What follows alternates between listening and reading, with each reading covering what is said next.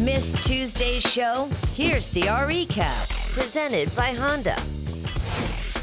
How viable are the Seahawks to you? I watch Seattle, and I don't think they're a great team top to bottom. I kind of always wait for things to catch up with them. Their defense isn't quite as good. Offensively, they're not great at passing the football, even though they're really good at running it. Yet they continue to find ways to win. And so I look around the NFC, and teams like San Francisco are more balanced. Teams like New Orleans are more balanced. And so I put Seattle probably at the number 3 position in terms of going to the Super Bowl.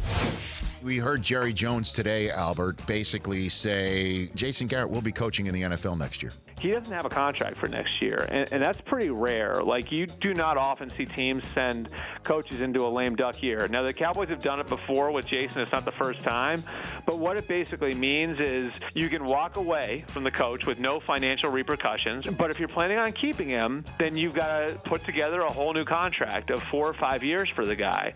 And that means committing $30, $40 million to the coach that you've had in your building for the last few years. And so he's going to have to clear a bar that's going to convince the Jones family to go back in on him at that level.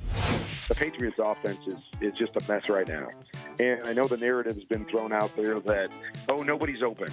Well, I disagree with that. I went back and watched the film, and I thought there was a lot of guys open. And now everybody wants to say, well, that means that it's all Tom Brady. No, it's not all Tom Brady. He's used to scheming guys open.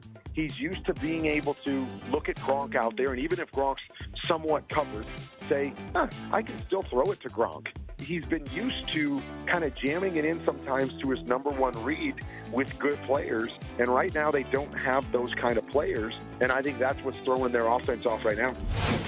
If you are an owner of a team that has, say, Dak, or you're the owner of a team that's got, say, Baker Mayfield, why wouldn't you just throw yourself at Lincoln Riley and say, let's roll? I think it's more about what Lincoln wants to do than what NFL teams want to do. Lincoln Riley, you got to remember, has a job where the money is basically equal to what he'd be making in most NFL jobs, and he's got all kinds of job security.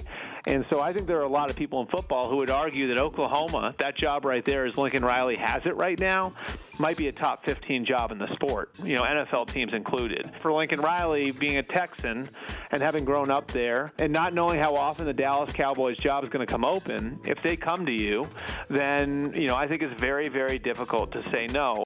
For more Rich Eisen Show, tune to Audience Channel 239 on DirecTV or download the Rich Eisen Show app.